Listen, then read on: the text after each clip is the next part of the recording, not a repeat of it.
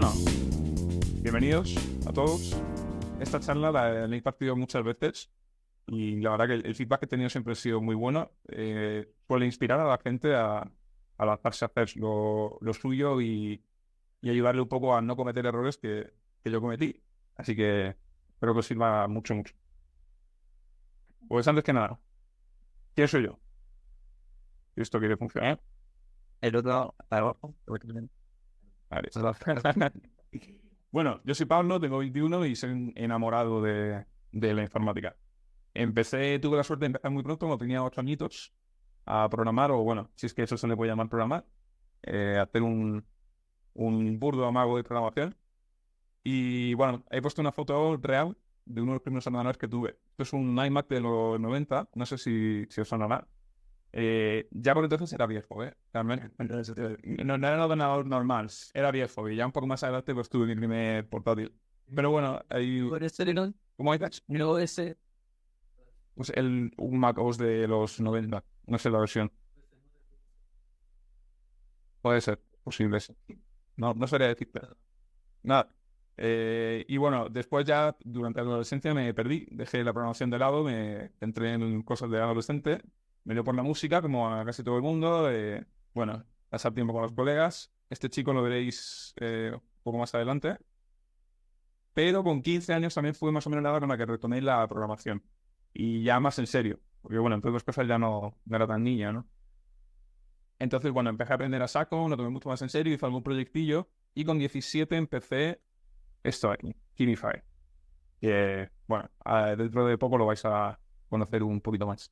Esto fue con 17, hace casi 5 años, y hace unos 6 meses más o menos me metí en el mundo corporativo y me contrataron en Global, que es una consultora tecnológica, y concretamente estoy en un proyecto de Iberia, en el que tengo el placer de compartir Urro con Pusher.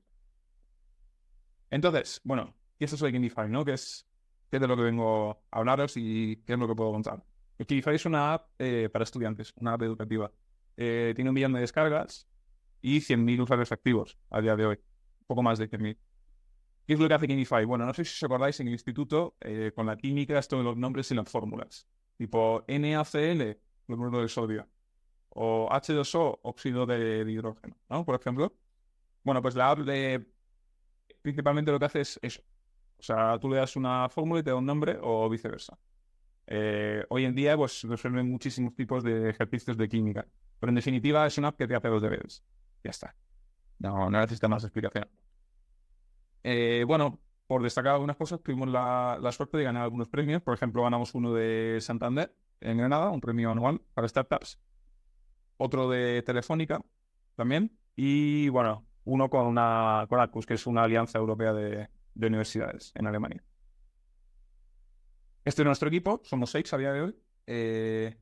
2 de nosotros somos socios fundadores, Matthew y yo, y el resto se fueron incorporando más adelante. Como veis, todos frikis. Pero bueno, esta charla no va de mí, realmente va de vosotros y de vuestras ideas y vuestras inquietudes. Entonces, estoy seguro que estáis aquí, incluso tenéis que estarlo, alguna vez en la vida se os ha ocurrido eso de crear una página web, lanzar una aplicación, lanzarse a emprender con un producto propio. Aunque no lo hayas tomado muy en serio, es algo que todo el mundo alguna vez se ha planteado, ¿no? Y realmente todo empieza con una idea, ¿no? Lo primero que hacemos cuando tenemos esa idea, antes casi de contárselo a nadie, normalmente suele ser buscarlo en Google. Ver qué hay, qué existe, si alguien ya lo ha hecho, si a alguien ya se le ha ocurrido esa idea antes. Y está bien hacer eso, realmente está bastante bien. De hecho, yo os impulsaría no solo a buscar en Google, sino a cometer algún tipo de locura como buscar en Bing también. O incluso buscar en otros idiomas. O sea, os sorprenderíais con la cantidad de cosas que hemos encontrado para Kinify por buscar ya no solo en inglés o en español, que eso es lo básico, sino en chino, por ejemplo. Hay cosas en internet que no nos encontramos porque están en otro idioma y hay una barrera ahí. Entonces, os recomiendo hacer una búsqueda profunda, antes que nada. Incluso llegar a la página 2 de Google. Yo creo que hace años que no llego ahí. ¿Qué ocurre? Bueno, inevitablemente es cuando busquéis esa idea de aplicación revolucionaria en Google, vais a encontrar que alguien ya lo ha hecho o a alguien ya se le ha ocurrido. ¿Por qué? Porque vivimos en un mundo con 8 billones de personas, aproximadamente. Entonces, os puedo asegurar que no hay idea que a nadie se le haya ocurrido. Y lo más probable es que alguien ya lo haya intentado. Sin embargo, hay fe, no todo está perdido. No sé si os sorprenderá que Google no era el primer buscador en Internet. Ya existía Yahoo y hacía eso mismo. Sin embargo, es evidente lo que pasó a partir de los 2000 con Google, ¿no? Creo que no sorprende a nadie. ¿Quién busca en Yahoo o apenas en Bing? Alguien busca en DuckDuckGo, hay poca gente, pero... Facebook no fue la primera red social. Ni siquiera fue la primera red social popular.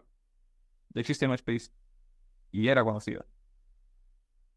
Entonces, lección número 1 de esta charla, hazlo. Sin duda alguna. ¿Y qué ocurre si ya está hecho? Porque os aseguro que ya está hecho. Bueno, hazlo más caro o hazlo más barato. Hazlo para mujeres, hazlo para hombres, hazlo para niños. Hazlo gratis. Existe Uber gratis. En definitiva, hay huecos, siempre hay mercado, y si no hay mercado podéis crear vosotros el mercado. Entonces, punto número 1, no caigáis en esta barrera que se carga la inmensa mayoría de las startups y hazlo. Ahora, una vez tienes tu idea, la has buscado en Google, más o menos, parece que tiene sentido. ¿Qué es lo siguiente que hacemos? Conversar, y está bien. Además con amigos, familiares, compañeros de trabajo, y se lo comentamos. ¿Qué ocurre? ¿Cuál es el peligro con esto? ¿Que te copien? No, eso nunca es un problema. Olvidaros de eso. El problema es lo que te van a responder. No sé si conocéis a este señor de aquí. Este señor es Mises, economista y pensador del siglo pasado. Y lo pongo aquí porque tiene una frase muy curiosa. Y es que dice, si yo salgo a la calle y le pregunto a la gente que qué prefieren, si el alcohol o la Biblia, todo el mundo me dice que la Biblia. Sin embargo, yo no veo tiendas de Biblias abiertas 24/7. ¿Qué quiero decir con esto? Que la gente miente con la boca, pero nadie te va a mentir con el bolsillo. Las opiniones que te den las personas normalmente van a estar infladas. Tus amigos, tu familia, tus compañeros te van a decir, bah, ideaza, yo lo usaría seguro. ¿Pagarías 10 euros? Por supuesto que pagaría 10 euros, ¿cómo no? A la hora de pagar, es distinto. Entonces, lección número 2, el dinero manda. ¿Ok? Si vamos a hacer las cosas bien, lo vamos a hacer en serio. Para que una startup crezca, escale y se convierta en algo de verdad, incluso aunque no tengáis ningún tipo de ánimo de lucro, tiene que haber dinero por algún lado. Tiene que haber mucho dinero. La lección número 2, el dinero manda. Ahora, ¿cómo podemos aplicar esto? Muy bien, el dinero manda, pero ¿qué hago? No tengo app, no tengo nada. No sé si sabéis lo que es un MVP. Estos son siglas en inglés, producto mínimo viable. Es tan importante que sea mínimo como que sea viable. Es decir, no debe tener nada extra que le sobre, pero también debe ser capaz de funcionar por sí solo. Aquí es donde tenemos que meter la lección número 2. Muy importante que nuestro MVP, nuestra demo, tenga alguna mínima función de pago, de cualquier manera. ¿Por qué? Porque nos va a servir para medir, para conseguir un feedback real, que es decir, cuánta gente de verdad está comprando esto y cuánta gente de verdad está pagando, y nos va a servir para vender. Cualquier inversor o cualquier persona interesada en unirse al proyecto, si es inteligente, le va a dar igual cualquier métrica que no sea ingresos. Todo lo demás no sirve para nada. Bueno, aquí he puesto una foto de mi socio y yo creando nuestro MVP. Nada, es una foto que recuerdo con mucho cariño. No somos muy de hacernos fotos, pero nos obligaron desde el periódico porque subieron un artículo de nosotros y nos dijeron hacer una foto así como que grabas Skype. Y bueno, esto es lo que sacamos. Pero lo recuerdo con mucho cariño. Bueno, pues este MVP, para empezar, no estaba disponible para iOS, solo para Android. No tenía química orgánica, que es como la mitad de toda la química. Y por supuesto no tenía moléculas en 3D o ninguna de las chuladas que le metemos ahora, ni IA ni nada de eso. Sin embargo, pues ya empezamos a ver pues algunas reseñas buenas, ¿no? Esta foto aquí es real. Aunque parece una foto postureta como está aquí, es completamente real. Esto es un chico de verdad utilizando nuestra aplicación. Bueno, aquí podéis ver algunas reseñas, la verdad que están muy graciosas. Hay gente que dice que se copió usando nuestra aplicación. Mira, este de aquí, de vaya chuleta me he hecho en el examen, me avisan luego. La verdad que te ríes. Estas son las recientes, en las que pude rescatar la última vez que modifiqué esta presentación. Esto es un tweet que pusieron desde un colegio apenas pocas semanas después de lanzar la aplicación. Y nos sorprendió mucho. Es un profesor muy moderno que descubrió la aplicación y puso a todos sus alumnos a utilizarla. Es decir, en vez de temer nuestra solución como una especie de enemigo del profesor, pues se ve que la abrazó. Sí, claro, dime. ¿Importa si hago fotos? Pues nada, no. Esto va a tener algo. Está siendo grabado el link. Si quieres te enviamos el vídeo luego, si ya lo pongo. Y bueno, estos son algunos tweets reales también de estudiantes. Que me haga pena es este. Imagino que será argentino. Dice que Ifai me salvó el culo en el examen por si tenían la duda. Bueno, ahora ya lo sabemos. Poquito después de este lanzamiento inicial, pues entró en juego este señor de aquí, no sé si lo conocéis, o suena su cara. Este es Javier Santaolalla, es un divulgador científico español, tiene unos 5 millones de seguidores, tanto en YouTube como en TikTok, en ambas. Y muy conocido, o sea, este chico es un crack y la verdad que mueve masas. Y lo puedo ver en la Resistencia, por ejemplo, o en Broncano. Bueno, ¿qué pasó? Le pusimos un mensaje a este señor. A este señor y a como 100 personas más. Él fue de los pocos que nos respondió. Y le gustó, le gustó nuestro probón, la demo, le gustó, le pareció guay. Y dijo, besaros una mano. Y subió una simple historia de Instagram. Claro, una historia de Instagram de una cuenta con millones de seguidores. Entonces, en cuestión de días conseguimos 20.000 descargas. Eso para nosotros, pues, jamás esperábamos eso. Y es el 2% de las descargas que tenemos ahora. Como nuestro MVP, tuvimos el acierto, uno de los pocos aciertos al comienzo, de hacerlo monetizable mediante anuncios. Estas 20.000 descargas pudimos convertirlas en dinero. Y ese dinero inicial lo podemos utilizar para crecer mucho más. Entonces, muy importante que el MVP tenga algún tipo de monetización. Pero a la hora de construirlo, tenemos 1000 opciones, ¿no? Lo primero es elegir un stack tecnológico. ¿Cuál va a ser nuestro back? ¿Cuál va a ser nuestro front? ¿Cuál va a ser nuestra base de datos en una arquitectura típica? Opciones hay muchísimas. A día de hoy nosotros usamos esta porque hemos considerado que es la que mejor nos viene. Pero no es la que usábamos al principio, ni viene porque es la que uséis vosotros. De hecho, si tenéis algún colega informático, os va a recomendar su stack tecnológico. Y si conocéis a otra persona, os va a recomendar su otro stack tecnológico que es 1000 veces mejor. Y si os metéis en internet, os van a decir 1000 millones de tecnologías que tenéis que usar para hacer vuestra aplicación, porque si no, va a estar desactualizada. Y yo aquí os dejo esta cita de Steve Jobs. Muy importante centrarse y saber decir que no. Si cuando empezamos a hacer nuestro MVP nos vamos por las ramas, con tecnologías nuevas, frameworks nuevos, bases de datos no relacionales, nunca vamos a terminar. Entonces es muy importante saber decir que no, saber ir con lo simple y con lo que conocemos. Si es necesario aprender algo más para hacer el MVP, adelante. Muy poca gente hace un MVP sabiendo todo desde un principio, pero es importante centrarse. También es importante no sobrecargar nuestra aplicación, no hacer sobreingeniería. Recordad que es un MVP. Es importante conocer que probablemente exista un framework o una librería para hacer lo que ya queremos hacer. Mucha gente cuando hace su MVP, sobre todo que es el primero, reinventa la rueda. Es decir, sin saber que lo están haciendo, casi que reinventan la base de datos y se hacen un sistema propio. O reinventan lo que es una API. Y no, señor, hay que usar todo lo que podamos y ya esté hecho para hacer nuestro MVP cuanto antes. Entonces, lección número 3, no reinventes la rueda. Muy importante. A nosotros esto nos habría salvado meses y meses de trabajo si lo hubiéramos sabido en un comienzo. Así que espero salvaros luego vosotros. Bueno, ya tenemos el MVP y estamos listos para el gran día, ¿no? Ese día en el que, bueno, lo que os puedo asegurar, desde luego, es que vais a tener algún tipo de bug en el primer día. Un bug que no vais a imaginar ni cómo es posible que no hayáis visto antes de haber lanzado la aplicación. Vuestros amigos y familiares os van a dar 5 estrellitas, típicamente. Y después de quizá algún pico inicial, pues la cosa se estancará, ¿no? Porque uno solo tiene un número de amigos y de familiares y de compañeros a los que compartir la aplicación. Y te darás cuenta de lo solo que estás en este mundo. Entonces, aquí es cuando viene lo serio. Aquí es cuando viene lo bueno. Y es que el gran día es el más pequeño de los días.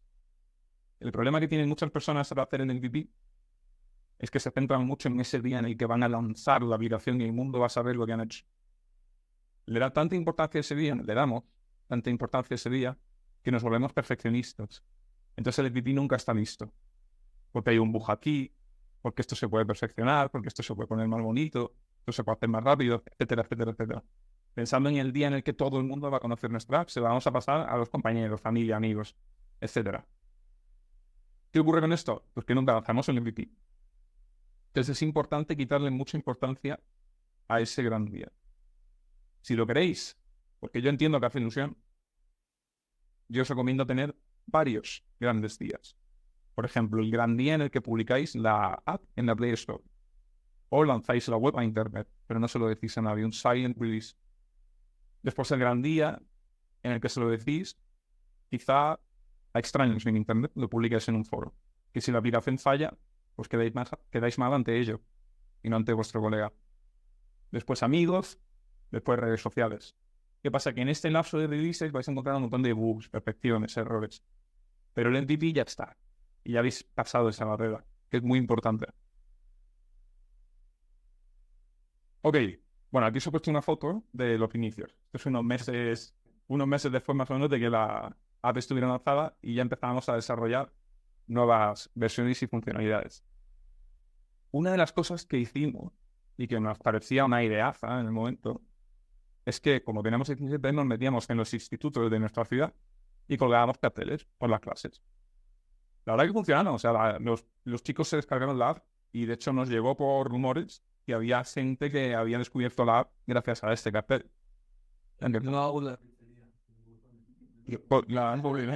Pues sí, parecido. ¿Cuál es el problema con esto? Bueno, si multiplicamos unos 5 institutos en mi ciudad por 600 alumnos cada uno, como mucho conseguimos unas 3.000 impresiones. Dirán, bueno, no está mal 3.000 para el principio, ¿no? Ok, os pongo en contexto. Los dos socios estuvimos poniendo carteles, pongamos que durante 10 horas en total, les suman 20 horas. Teníamos 17, por el momento nuestro trabajo anterior seguramente habría sido el de dar clases particulares. Dando clases particulares cobramos unos 10 euros la hora. Si multiplicamos estas 20 horas por 10 euros la hora nos dan 200 euros. Y diréis, bueno, no vamos a ningún lado con 200 euros, no. En ese momento, si esos 200 euros los hubiéramos invertido en Google Ads, con un CPM de 2 euros, es decir, nos cuesta 2 euros conseguir 1.000 impresiones, es una cifra bastante realista, sobre todo por la época, habríamos conseguido 100.000 impresiones. 100.000 comparado con 3, mucho más, ¿no? Entonces, ¿cuál es el problema de nuestra estrategia de marketing? Que no escala. No estábamos pensando a lo grande. Estamos teniendo mentalidad de un negocio local. Por ejemplo, una pizzería a la que sí le funciona esto. Nuestra aplicación necesitaba ser usada en muchísimos más sitios que en nuestra ciudad para poder ser rentable. Sobre todo una aplicación gratis. Entonces, muy importante, a la hora de pensar en marketing, estrategias que escalen, que aquello pueda crecer rápido sin que tengáis que estar vosotros encima pateando la ciudad de instituto a instituto pegando carteles. No es eficiente. Os voy a contar otra anécdota que está más relacionada de lo que podéis pensar.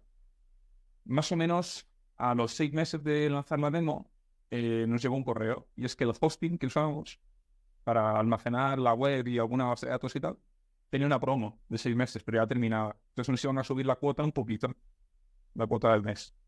Y dijimos, vale, nosotros somos más listos que nadie, entonces vamos a migrar a otro hosting, usamos la promoción del siguiente hosting y así podemos estar otros 6 meses, un añito, con un precio más barato y ahorramos dinero, ¿no? ¿Qué pasó al migrar del hosting? Bueno, nada, lanzamos la aplicación, todo funcionaba bien, hasta que durante una semana nos empezaron a llegar un montón de reviews negativas de una estrella y no entendíamos por qué. De hecho, la votación en la Play Store se nos fue al suelo. Y entonces descubrimos lo que pasaba.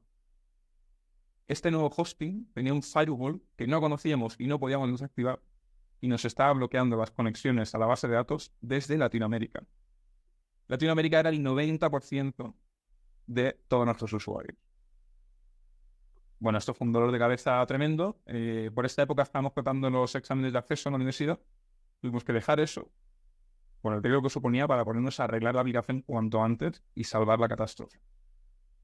Lo conseguimos, pero como comprenderéis, no recuerdo esos días con mucho cariño. Entonces, ¿cuál fue nuestro problema? Que estábamos pensando en ahorrar en lugar de conseguir más dinero. Y os puedo asegurar que no rentaba la cantidad de costing que nos íbamos a ahorrar, mucho menos a día de hoy. Claro, al principio parecía mucho dinero, pero a día de hoy no es nada. Lección número 5, piensa en grande. Es muy... y nos cuesta muchísimo. Poner carteles en los institutos no es pensar en grande. Ahorrarte 50 euros al mes no es pensar en grande. Tienes que hacer crecer tu startup para que esos 50 euros al mes sean insignificantes. Porque cualquier startup exitosa en la que puedas pensar, no le importa gastarte 50 euros más o menos al mes. Es lo que te gastan en la pizza de cualquier día. Entonces, lección número 5, y esta cuesta muchísimo, pensar en grande. Ahora ya avanzamos un par de añitos más o menos a nuestra primera oficina. Esto era en Granada. Era chiquitita, un poco más pequeña que esta sala más o menos, con unos cuantos escritorios.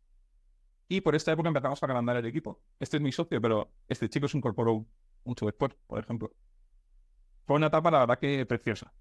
Juntarnos todo el equipo a trabajar ahí en persona, irnos luego a comer, volver luego a currar. La verdad que es una pasada y la recuerdo también con muchísimo cariño. Y bueno, imagino que todos conocéis a este señor, ¿no? Jeff Bezos, fundador y ex CEO ahora de Amazon. Lo que a lo mejor no sabéis es que Amazon tiene 2 millones de empleados. Entonces, cuando nuestro equipo empezó a crecer, yo me planteaba, digo, vale, Jeff Bezos, ¿cómo puede manejar a 2 millones de personas? Parece imposible, ¿no? De hecho lo es. O sea, lo más probable es que Jeff Bezos, si le preguntamos ahora, ¿cuánta gente hay en tu empresa? No lo sabrá, dirá 1.900.000, 2.100.000, no lo sé. No los contrato yo. ¿Qué ocurre? Que Jeff Bezos no maneja a 2 millones de empleados. Jeff Bezos debe manejar a unos 10, que a su vez manejan a unos 10, que a su vez manejan a unos 10, y así con 6 niveles llegas a 2 millones de empleados. ¿Qué os quiero decir con esto? Que es muy importante saber delegar. En el momento en que la aplicación empiece a crecer, como fundador, hay tareas en las que tienes que centrarte y en las que nadie más se va a centrar. Pero cuesta muchísimo delegar, porque nadie va a programar con tanto cariño y tanto esmero como tú. No sabes si están haciendo exactamente lo que tú querías y es muy, muy, muy complicado. Una de las lecciones más fuertes que he aprendido en mi vida fue esta de aquí, con el tema del marketing en nuestro startup. Más adelante vamos a hablar un poco más de marketing, pero en los comienzos tuvimos este boom, básicamente a raíz de la historia de Instagram de Javier Santaolalla. Después en verano decreció un poquito la aplicación y después, bueno, a un ritmo más o menos constante íbamos consiguiendo usuarios hasta las vacaciones de Navidad. Sin embargo, a lo mejor os sorprende que durante mucho tiempo estuvimos estancados en nivel en número de usuarios. Esto no es cero, ¿vale? Es 20.000. Y estuvimos estancados durante muchísimo tiempo. Es que no hicimos nada en esa época o no subíamos anuncios, para nada. O sea, ahí estábamos currando más que nunca. Y también hacemos marketing. Va a ser no era el marketing apropiado. Y parte de eso es culpa mía. Porque cuando mi socio y yo empezamos a plantear distintas estrategias de marketing, yo tenía una idea muy clara de un tipo de vídeo que pensaba que iba a ir muy bien en TikTok. Entonces mi socio, que se maneja mejor con esas cosas, grabó esos vídeos y los subía. No los veía nadie. Y un día mi socio, sin decirme nada, decidió pasar de mi idea, pasar de mi estrategia y hacer lo que a él se le había ocurrido en TikTok.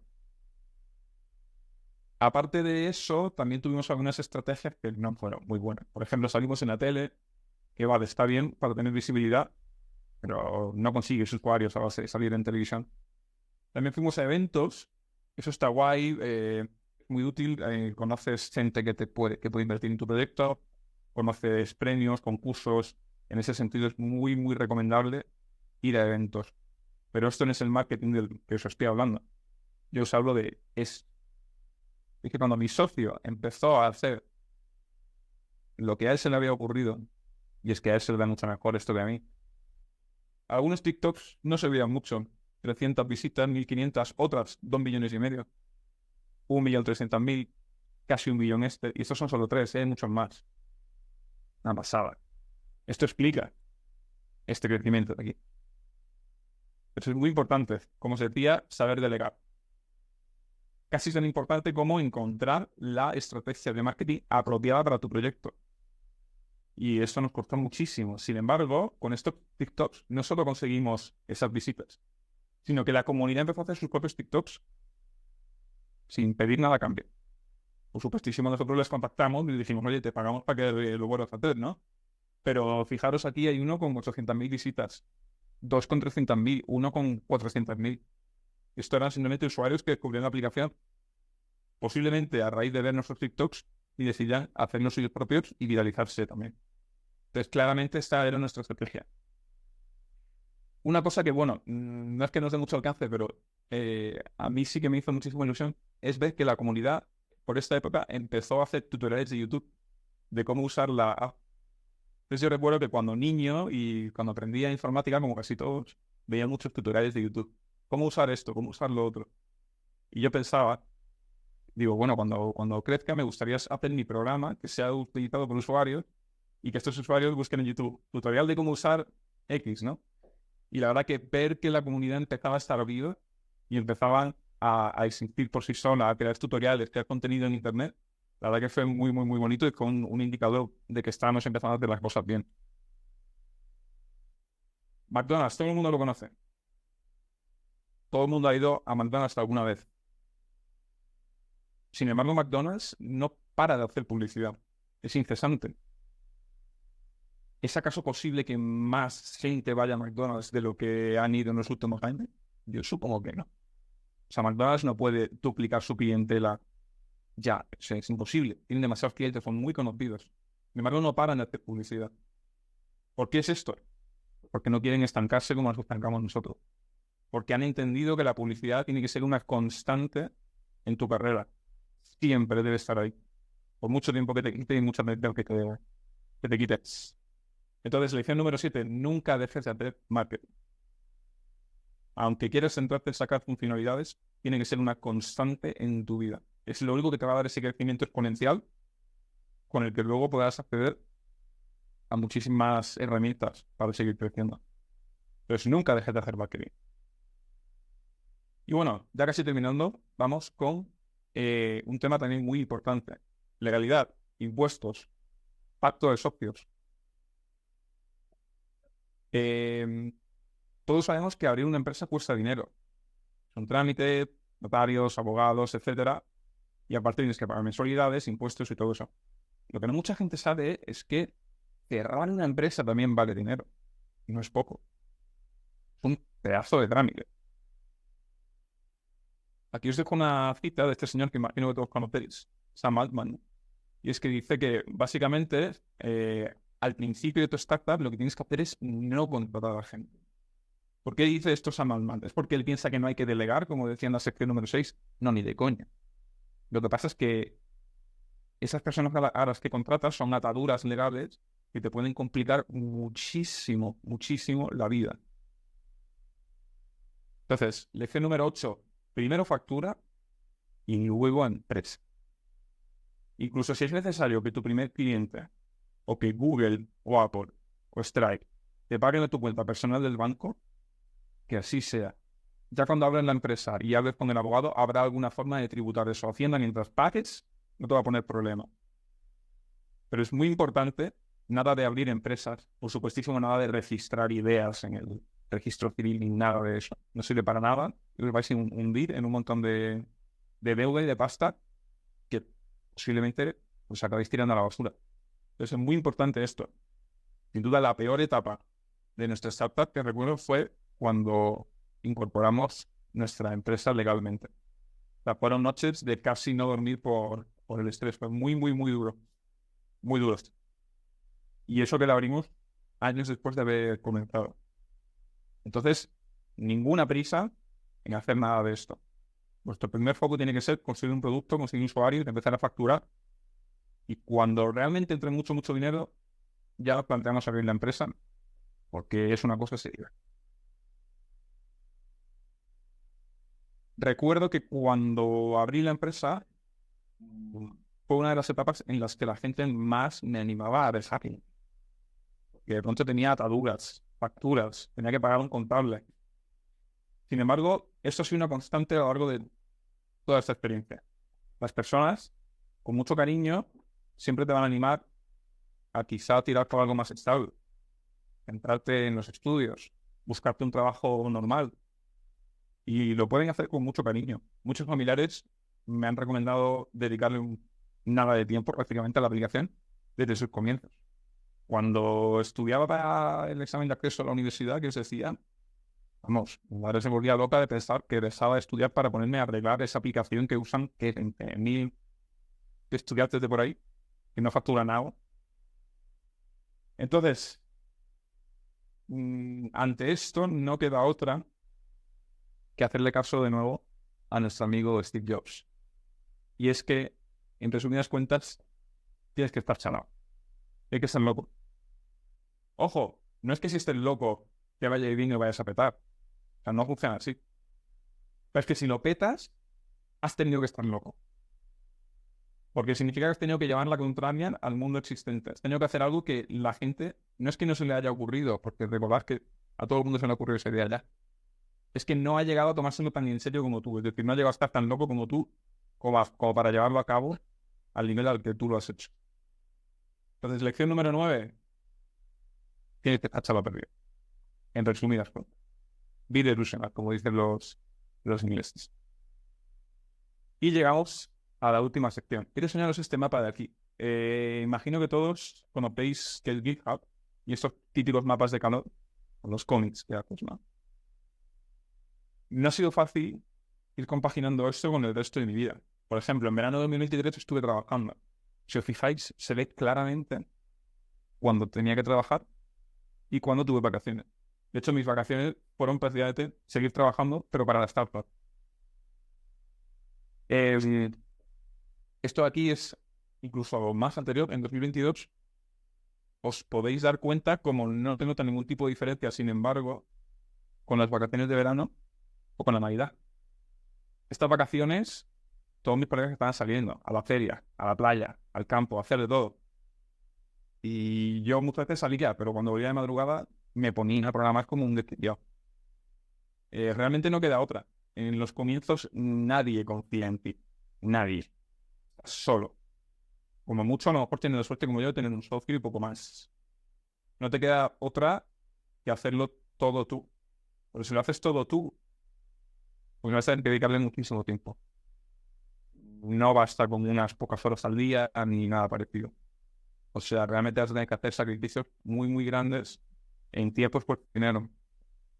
Sin embargo, no siempre va a ser así. Aquí tenéis esta misma gráfica de este año, 2024. Como podéis ver, la cosa ha cambiado muchísimo. Y es que ahora somos un equipo. Y es que ahora nuestro proyecto ya funciona, ya rueda, ya va bien. Muchísimas de las tareas las puedo delegar, sobre todo las de desarrollo. Y me puedo centrar en lo que se tiene que centrar un fundador realmente. Pero es que además, más o menos en mayo, cuando entré en el mundo corporativo y me contrató Globan, si os fijáis ya, casi ni tengo que hacer contribuciones. Y os aseguro que la app sigue yendo y va muy bien. De hecho, es curioso porque cuando preparé esta captura para la diapositiva me di cuenta de que la mayoría de contribuciones son los domingos. Y la mayoría de ellas son code reviews, pull requests, cosas de ese estilo. Entonces, si bien esta tormenta puede parecer un poco abrumadora, pues os dejo esto aquí para que veáis que merece la pena. Que la cosa se calma, cuando todo empieza a rodar y funcionar, pues te parece un poco más al camino de rosas que no era al principio. Entonces, también depende mucho de qué es lo que tengas en tu vida. En mi caso, yo, por ejemplo, tengo la suerte de que esta empresa no me pone problemas por tener mi propia startup. De hecho, yo desde el día 1 fui transparente y lo dije en las entrevistas. Otras empresas, por desgracia, no. Pero bueno, es lo que hay y hay que saber navegar por esos mundos. Hay empresas en las que, según también que sea el que tenga, no les gusta que tengas un proyecto personal. O bien porque piensan que no vas a estar centrado, o bien por conflicto de intereses. Lo único que os puedo recomendar en este caso es ser muy transparentes con la persona a la que reportéis en el trabajo, que no piensen que hay ningún tipo de conflicto entre estos dos aspectos de tu vida. Si la empresa tiene oficinas, es muy bueno y muy recomendable cuando empecéis a tener un proyecto secundario que vayáis presencialmente a la oficina, porque eso le va a dar un alivio a vuestro manager de saber que al menos en las horas laborales de curro estáis trabajando en esto y no en lo otro. Que no te están llamando para tal, que no estás poniendo a programar para tu otra cosa. Es realmente uno de los pocos consejos que puedo dar. Transparencia, que vean que tú te tomas tu trabajo en serio y que estos dos aspectos de tu vida pues no tienen ningún tipo de conflicto entre ellos, ¿no? Y que puedes hacer las PR los domingos como hago yo. Entonces, lección número 10. Va a costar, pero persevera, porque os puedo asegurar que merece infinitamente la pena. Y eso es todo, chicos. Espero que os haya servido y muchísimas gracias por venir.